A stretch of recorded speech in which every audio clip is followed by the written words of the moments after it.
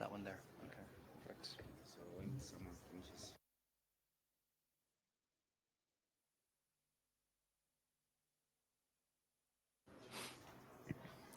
Good morning. Welcome. Welcome to our satellite session. We're going to talk about sustainably strengthening health systems for HIV and more through PEPFAR support. My name's Andre Virani. I serve as the Deputy Team Lead for Public Health Systems at PEPFAR. I'm pleased to be joined by my co-chair today, Nuliet Kanyandana, who will make some remarks and introduce herself in a minute. And before we get to our panel of government and civil society representatives, who we'll introduce in a little bit, I wanted to share a few perspectives on PEPFAR support to control HIV with you. The first point I'd like to make is that PEPFAR invests substantially in health systems, as many of you already know. This includes support for laboratories, surveillance systems, health workforce, health data systems, supply chain systems, integrated PL/HIV care, and more. The second point I'd like to make is that PEPFAR's 5-year strategy, which was released last World AIDS Day, so we're 1 year into it now, really emphasizes health systems for sustainability to get to a more sustainable HIV response, with a focus really on supporting partner country health systems. So that's partner government health systems, that's civil society, community health systems. And we really need to reimagine this response together to continue to build systems that can deliver services for the long haul. My third and final point, before we get to Nuliet's remarks and our panel, is that strong health systems are not just necessary for a sustained HIV response. They're essential to primary healthcare, public health, and global health security. For example, when a community health worker meets a neighbor who has a strange illness and links that person to care and reports that illness to public health officials, that individual person is better cared for, and their country and potentially the world becomes a safer, healthier place. With that, I will hand it over to Nuliet.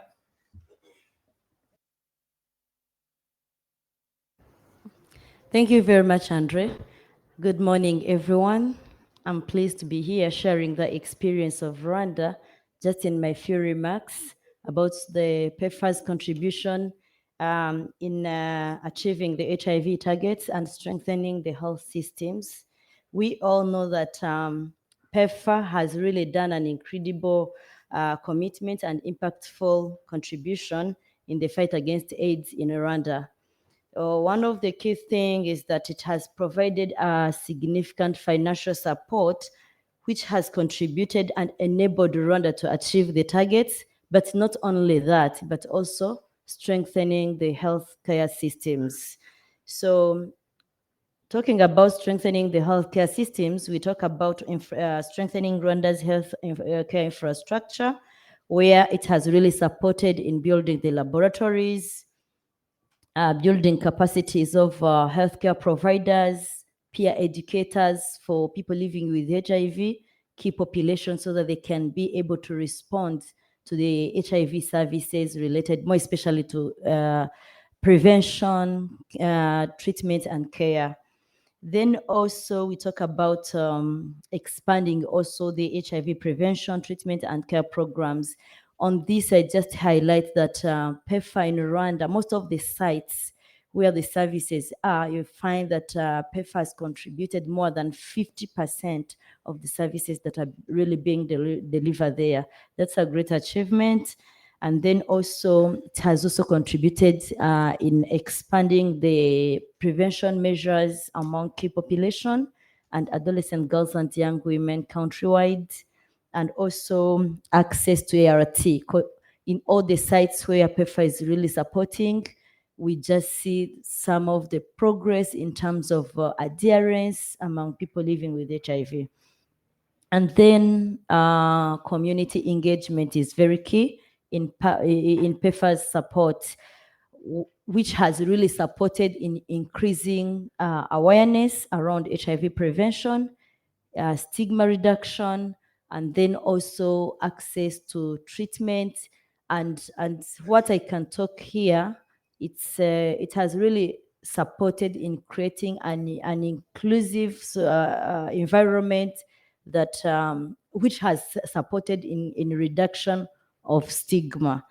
So when you visit the sites where PEPFAR has been supporting, you just see it in individuals or communities' lives, and more for that of people living with HIV, on the type of life they are living, with whether in the society or whether in the healthcare settings where they go for HIV services. So PEPFAR support is beyond the numbers, but we still also seeing it from the perspective of expanding treatment services, and also making sure that healthcare providers and peer educators are strengthened with their capacities and provided with resources to continue operating. Thank you very much. Great. Thank you, Nuliet. All right. So we're going to go to our panel now, and they'll each provide about 5 to 7 minutes of remarks. But first, I'd like to introduce them, a very esteemed group of individuals. First, we'll hear from Dr. Sulanji Sivile, who's a medical doctor with a master's in internal medicine and infectious diseases from the University of Zambia, and a Master of Health Sciences and Health Systems Innovations, majoring in dissemination implementation research from the University of Maryland, Baltimore. He currently serves as National HIV Technical Advisor for the Ministry of Health in Zambia, leading HIV treatment and care programming for the Ministry of Health, including development of guidelines, monitoring, and supervision. He still practices his infectious diseases medicine and is the head of the infectious diseases unit at the University Teaching Hospital in Lusaka, Zambia. Dr. Sivile has over 13 years experience, program design, implementation, and treatment of individuals with advanced HIV disease. He's passionate about improving HIV and comorbidity disease outcomes through medical education, clinical research, designing implementation of integrative programs. Let's hear from Dr. Sivile, and then we'll introduce and hear from our other panelists. Good morning, everyone. From the Ministry of Health, Zambia, who are asked to share our story of our interaction with PEPFAR with regards to health systems strengthening from the PEPFAR side, and how the PEPFAR program has leveraged on existing health systems infrastructure from the government of the Republic of Zambia. You can have the slides.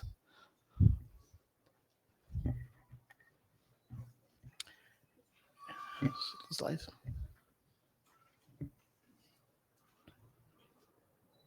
Yeah, next slide. Okay, that was the outline of my talk. Next slide.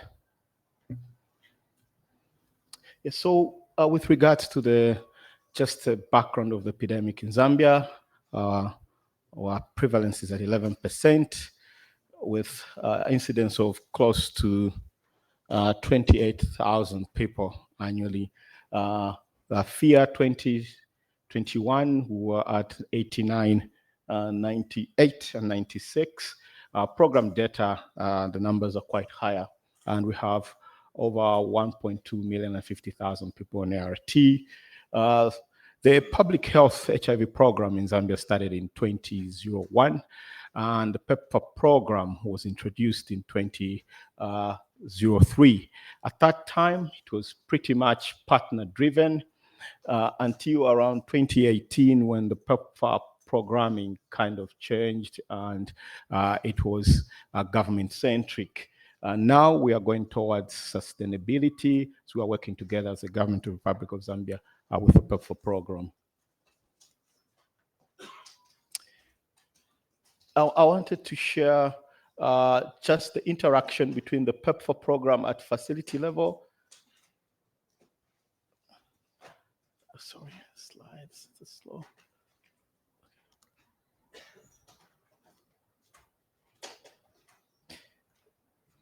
Yeah, so at site level, so in our country, our programming does not distinguish between PEPFAR, Global Fund, or any other health funding programming at site level. They're all done with the same people and all interacting as one program. So we do have a facility, PEPFAR-driven care is done in OPD, where other facilities or services, say diarrhea or malaria services, are being provided. So at that point, there's really an integration at site level between PEPFAR programming and government. So if you look at inputs, same inputs that come from PEPFAR are used for other diseases, and inputs from the government are also used for programs that PEPFAR wants to deliver. We do have community services or outreach services to far-flung areas. Commonly, these are children or maternal health-centric services. Even those, they do integrate between PEPFAR programming and also government programming. For instance, if the PEPFAR program has gone for outreach to do, say, HIV testing, you have the same people also provide vaccinations and any other MCH services. So at sub or site level, you cannot distinguish between PEPFAR program. We feel that that approach is very important for sustainability and also for leveraging on the same systems. This is the same same model that we use for specialized clinics, say those that provide family planning, that provide, say, other services that are more specific. With regards to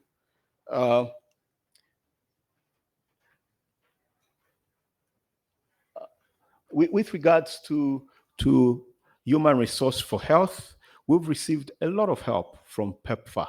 But at the same time, like I said, initially the PEPFAR program was kind of separate, driven by implementing partner. Now we have what you would call probably repurposing of the government human resource. For instance, just last year, our government employed 11,000 of new health workers. A number of those, close to about 3,000, were actually sent in area training clinics, which were initially PEPFAR-centric, and vice versa. When you do have those PEPFAR HRH, for instance, most of us are familiar with a mentorship program, which has in Zambia over 80 individuals. Those do not carry only PEPFAR program or services. They do spread across other services. A very good example is what happened with the COVID epidemic. It was really riding upon the PEPFAR-supported infrastructure, and we did have an easier ride in Zambia to handle the COVID pandemic. With regards to laboratory, maybe you can help me with the slides for the sake of time. Next slide. This thing's not working.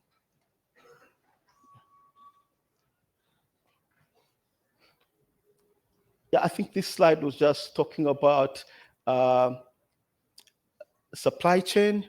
So supply chain, we've really benefited not only for PEPFAR or ART-centric services, but for other areas of health systems. For instance, the quantification process is done comprehensively for PEPFAR commodities and other commodities which are not necessarily supported by PEPFAR. We come together, come up with the same plan, but the support and initially the technical support in terms of the know-how, how to do the quantification using the software for the quantification, the support came from PEPFAR. Next slide. Community services, I'm sure, which is a topic which my colleague are going to spend a little bit more time on. We have over 40,000 community health workers supported by PEPFAR. And like I said, they don't only carry PEPFAR or HIV-centric services. They are involved, even in the COVID. We did use these community health workers for tracing people who are COVID positive in the community. Next slide. We have a lot of support as well on ICT. Over 1,600 facilities have EMR in Zambia. This EMR was initially set up by PEPFAR. Government has taken over. In our budget for next year, there's a huge amount of money in kwacha terms, over 400 million kwacha dedicated to improve the smart care infrastructure. So it's that bi-directional relationship that we are trying to foster as a government as we go towards sustainability. Next slide.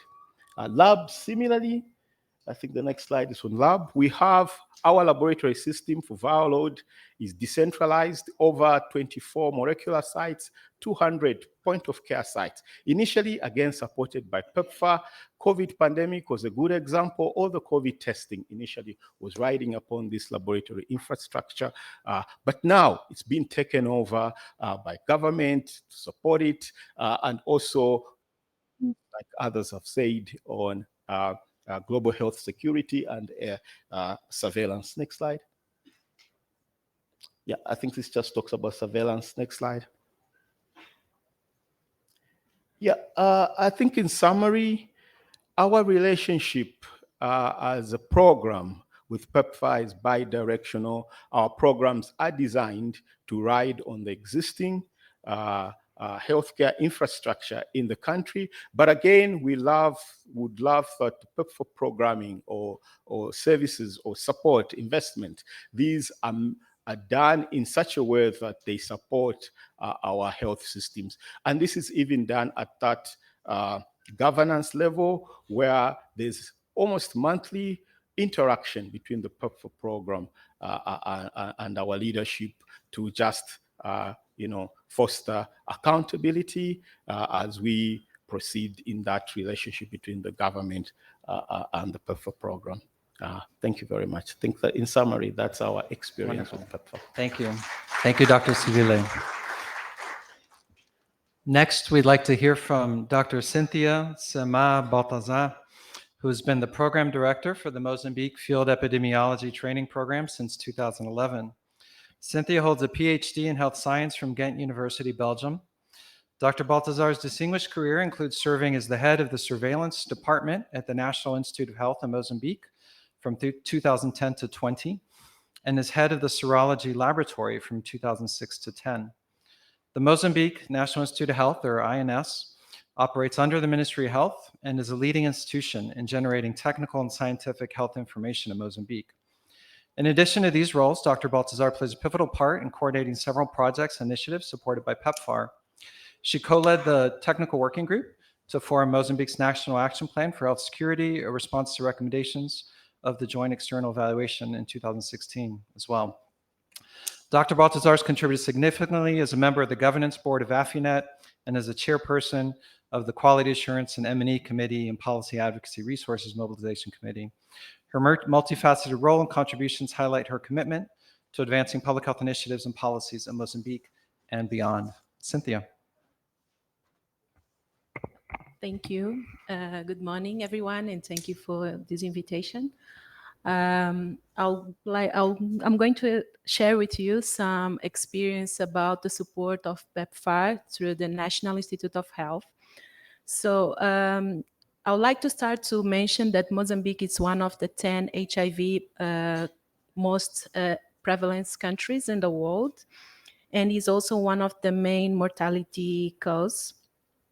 And is also one of the lowest GPD countries, with more than 50% of the population that lives in rural areas without access to medical care. Although there has been a lot of efforts, the HIV prevalence is still very high, especially in the southern regions. So the National Institute of Health it's an institution that was established in 1955. And in 2017, the National Institute of Health becomes an autonomous institution. It was restructured to commitment with the long-term health research and health leadership in Mozambique, public health leadership. So as it was mentioned, it's subordinates to the Minister of Health, and the main mandate is to generate evidence to inform policymaking in the health sector in Mozambique. So the National Institute of Health include all the laboratory reference service, surveillance activities, including emergency response. We also have training, education, and communication for health mandates, and of course, research. So all the reference laboratories in Mozambique, they are under National Institute of Health, and for HIV response include the serology, virology, the National Reference TB Laboratory, among others. So we have a brand new building that was inaugurated in 2018 and was also supported through PEPFAR. And this new building also supports to improve the efficient and service for HIV in the country. So talking about all the support that PEPFAR has been putting in the National Institute of Health, I would like to start to talk about the National Health Observatory. So evidence is one core component for HIV program and planning intervention. But we in Mozambique, we found a lot of gaps in bringing evidence to program planning, especially to achieve the 19.5-95 goals. So recently, the PEPFAR supports to establish the National Institute, the National Health Observatory. This observatory has a lot of mandates, but includes different institutions, and it collects different sources of data to integrate different sources of data to provide evidence for planning and to response. It integrates different partners, not only the Ministry of Health, but we have different partners. And the National Health Observatory has a lot of platforms, and one of the platforms is the HIV platform. And CDC through the PEPFAR also support not only financial, but also support with expertise, data analysis, management, and triangulation of data to overcome the National Health Observatory mandates. Because we are talking about HIV and more, it's important to notice that the National Health Observatory not only includes HIV platform, but also include other platforms as mortality, women and child health, climate and health, mortality and health system strengthening, also antimicrobial resistance. So the main objective or the main goal of the HIV platform is to generate evidence for policymaking, systematically access health interventions, and all the contributions that the country made to reduce the HIV and AIDS burden. The second point that I would like to talk about is the capacity building and the surveillance activities that PEPFAR has been supporting. So it has been a huge effort to increase the country capacity to analyze, to generate, and also disseminate health data. And also supporting surveillance activities. As, for example, we have been able to implement the National AIDS Indicator Surveillance to the PEPFAR.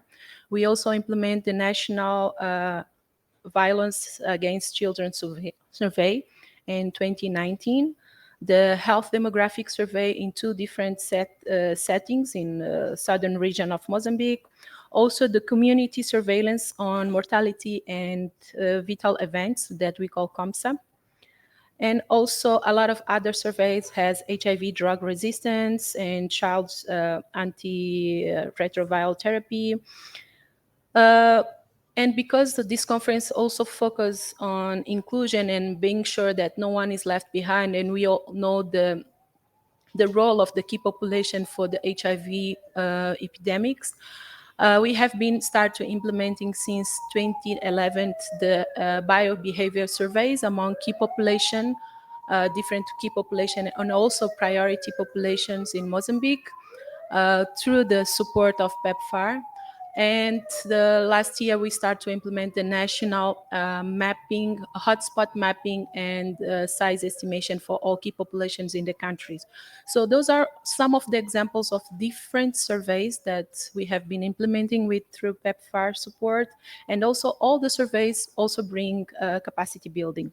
And because we're also talking about capacity building, and again, it's more than HIV, improving the human resources, even at the NIH and also at the health system, it's very essential for strengthening the capacity to generate information. So PEPFAR have been also supporting, for example, to establish the field epidemiology training program that not only has a key roles to analyze the HIV data, but also to respond to the emergencies. I think most of you knows this program, and so far we have been graduate 56 epidemiologists in advanced level, and we are now starting to implement the frontline and the intermediate level, also to strengthen the different triers, of human resources at the health system. Talking about the lab, PEPFAR support has been crucial for the improvement of laboratory quality. So far, we have more than 14 participants laboratories in the Fogella. It's based on stepwise laboratory improvement through accreditation that we call SLIPTA, as well the external quality assessment scheme. And this number has been increasing over the years that we have been receiving PEPFAR support. So now we have nearly 40 laboratories. From 2015 to 2020, we had 15 laboratories that achieved the accreditation through the ISO standard 15/18/19. And this was through this laboratory accreditation system that has been supporting the PEPFAR. Not only the PEPFAR looks to support the quality of laboratory, but also the supports the implementation of all the tests and also the viral load testing. And we have been able to extend all the HIV testing service for the most remote regions. And now we are also start to implement the HIV drug resistance in a very broadly health system. And those are some of the examples that we have been achieved on the PEPFAR. Of course, we have some challenges, some very good stories, but this is some of the examples that I brought, that through the PEPFAR support, how we have been able to expand the HIV response in the countries, but not only the HIV, but we also being able to strengthening different areas. For example, as I mentioned, the human resources. Also, those labs, they are not only respond to HIV, but they also been able to respond to other disease. Thank you. Wonderful. Thank you so much, Dr. Baltazar. Next, we'll hear from Kenneth Mwahonge. Kenneth is the Executive Director for HEPS Uganda. He has over 14 years experience in health promotion and advocacy and is recognized among the leading civil society advocates in HIV and health in Uganda. He holds a bachelor's degree in social sciences from Makerere University, a master's degree in social sector planning and management, and a certificate in leadership organizing and action from Harvard's Kennedy School for Executive Education. He's currently pursuing a master's in public health at Suffolk University, UK. Kenneth's experience includes policy analysis and advocacy, project design and management, resource mobilization, coordinating coalitions, designing and executing advocacy campaigns. He's worked with grassroots communities and national level stakeholders in promoting health and rights of marginalized people in Uganda by advocating for consumer-friendly policies. He currently coordinates Uganda's Coalition for Access to Essential Medicines, which spearheads advocacy campaigns to increase access. And he represents civil society on multiple global and national bodies, including UNAIDS, Uganda AIDS Commission, and he's been a CSO representative with the PEPFAR Country Operational Plan process as well for the last 6 years. Kenneth, over to you. Thanks, Andre, for the kind introduction. Good morning, everyone. We'll shift gears a little bit, so we'll speak more from a community perspective, away from the supply chain, which PEPFAR has heavily invested, but has also done amazing things for the community in terms of community system strengthening. And I wanted to start by saying the patient-centered care that we talk about is not possible without stronger community systems. And globally, if we're talking of communities leading, we need a stronger community and empowered community. And I think PEPFAR has been a classic example of doing this, providing platforms for civil society to participate in programming, in decision-making, right from the highest level. We input into the COP guidance, in the regional planning and development of our country operational plan. And this year, actually, as Uganda, as civil society, we led the strategic direction of Uganda, what we call the vision slides, that would develop our strategic direction. And it was amazing how we led it as civil society, but when we presented it to the technical teams, they were all in agreement, and it was well aligned to our epidemiological landscape and where we are as Uganda. So that said, I wanted to speak to some of the community initiatives that PEPFAR has supported at country level. And from a policy perspective, we've seen PEPFAR support the very, very first community health strategy. And this elaborates the different interventions in communities and how we all work and communities contribute. And also, one thing that we are so grateful to PEPFAR is the recognition and well-defining the work of lay workers. These are not the traditional trained health workers, but they are people through their lived experiences contributing to care, contributing to returning people to care, and reducing on interruption in treatment, counseling people, ensuring that the people are suppressed by adhering to treatment, that cadre of people. And one of the things that we worked with PEPFAR with, and pushed hard on PEPFAR, was standardizing their package of care, but also standardizing their pay, which was never before. And we're happy to report that that was done, and also our government acknowledged it. And these are some of the people now that are officially supporting our clinics to offer these services, and they are lay people, but through their lived experience, now they are supporting delivery of services. The other is our very first ever community health extension workers policy, which PEPFAR supported in terms of training of those health workers and equipping them. And that was the very, very first ever. But also speaking more to us, the community, and as civil society. I think over the years, we've seen PEPFAR supporting leadership of civil society, ensuring that we have strong organizations, organizational capacity development. And my own organization is a classic example, which over the last 7 years, they've really supported grow capacity and have systems and able to manage huge grants. And that is one of the is one of the examples, and many other fellow civil society organizations. And when we're talking of the localization agenda and transitioning of some of these programs to local or indigenous organizations, we can't do that without stronger systems, and that they've really supported. And there's a big list of those that they've supported to do that. Then the other is, of course, the legal environment. As civil society, as community, we need to have a favorable legal environment. And PEPFAR, through last year, supported our first ever legal environmental assessment, but also is supporting the actions from that we've seen to ensure that the ground is level for community. And that is also part of the system strengthening.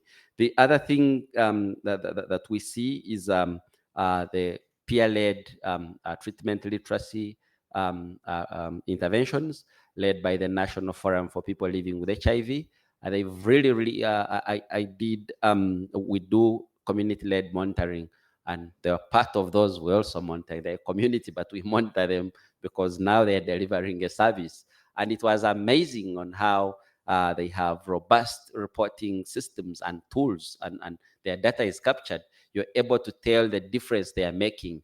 We saw them support where people, we have had so many cases of non-adherence, loss to follow-up.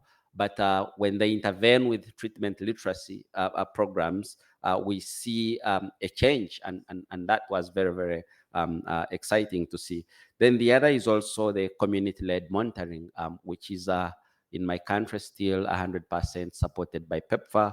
And this is helping in improving the quality of services, but led by the affected people. It has an inbuilt capacity strengthening component, and here we're empowering people living with HIV, we're empowering key populations and community, knowing what services they receive where, what should they expect, and also monitoring the quality of service, but also getting feedback from them, and all that being used to inform program shifts and improving the quality. But the thing I wanted to talk about, CLM, we're now working with our government to adopt it. They've really appreciated it, and they want it as the official feedback mechanism of their programs and improving the response, and not only for HIV. And we are working on harmonization of how this is integrated, but also not compromising us, because sometimes it's about accountability, and we've learned in the past when you co-opted without understanding your principles, then it compromises you. But they've understood all that, and that we owe to PEPFAR for supporting it. Then the other is around key population programming. We've also, I think, PEPFAR, but also other partners like the Global Fund supporting the introduction of community-based or DIC or drop-in centers and clinics led by the communities. And they actually led amazing mobilization during COVID. I think it was exemplary on how they had high vaccination rates in those DICs for key populations. And it shows how these systems established are leveraged on for other services by PEPFAR. So that's the other. I think lastly is how we've seen PEPFAR also support strengthening of integration of these community health workers. Those include the lay workers, but also the government-supported community extension workers, integrating them to provide broader care on maternal health, on malaria, and all these other diseases, being a comprehensive package of care that they are providing, and that also is another classic example of how PEPFAR is supporting strengthening these sustainable systems. That's what I had. Thank you. Wonderful. Thank you, Kenneth. Great. We had some prepared questions for our panelists, but we're running low on time and we want to hear from you all. So we're actually first going to turn it over to hear a couple of questions from the audience. So does anybody have a question? I think we have some mics that can get to people with a question.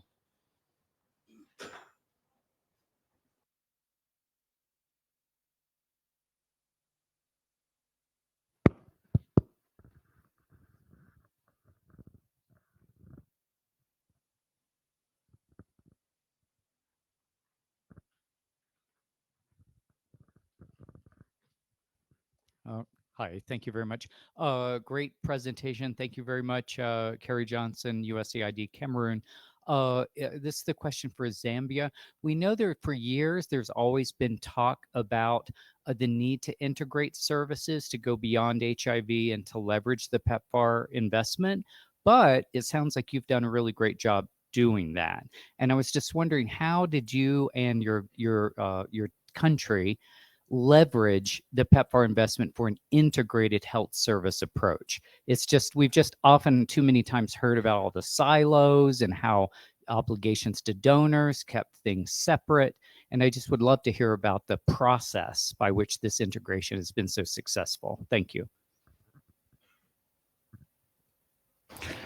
Dr. Sevilla, if you could go ahead and answer, and please try to keep it to 1 minute so we can try to get a couple more. Thank you. Yeah, obviously a difficult question. Yeah, I think briefly I would say it's leadership. Yeah, I think leadership is a big component that's done. And I know this is slightly controversial, but we have a model where the PEPFAR support goes through government offices, especially with our CDC support, where you have these cooperative agreements with government infrastructure, so that with government leadership system at subnational level. I think that's been a critical initiative or process where you have the cooperative agreement with the government itself. Thank you, Dr. Sevilla. Next question. Thank you very much. My name is Moses from South Sudan. My question goes to the Zambia colleague, in line with what the former delegate asked. Countries are struggling with the component of integration, and integration is the way to go in terms of sustainability of the HIV response. At health facility, we normally have this challenge where PEPFAR have staff collocated, assigned to facilities, and we need to integrate to make sure that efforts are streamlined. What is the experience in Zambia in making sure that when it comes to remuneration, there's realignment, harmonization, to make sure that there's no disconnect of people having this idea of saying, this is your work, this is your work, so that at least we attain the aspect of harmonization and integration within the facility. I like the notion of making sure that now government takes ownership of all the other health system pillars in terms of supply chain, surveillance, laboratory. And we know government leadership are struggling in terms of allocating the health envelope aligned to the Abuja Declaration. Just out of curiosity, what is the government allocation to health for Zambia? Just to know in terms of these enormous kind of trends that Zambia is adapting. Thank you so much. So concerning the Abuja Declaration, we are at 12%, Zambia. Yeah, I think the current budget. Close, because it's in kwacha, it's in local currency, so, and it fluctuates with the exchange rate, but close to $1 billion, from billion US dollars. I think it fluctuates around there. That's our envelope from the government. And remunerations at site level, controversial, but we have a policy that there's no PEPFAR worker at facility level. Everybody who's at the facility, who's at the district, is a government worker. It doesn't matter where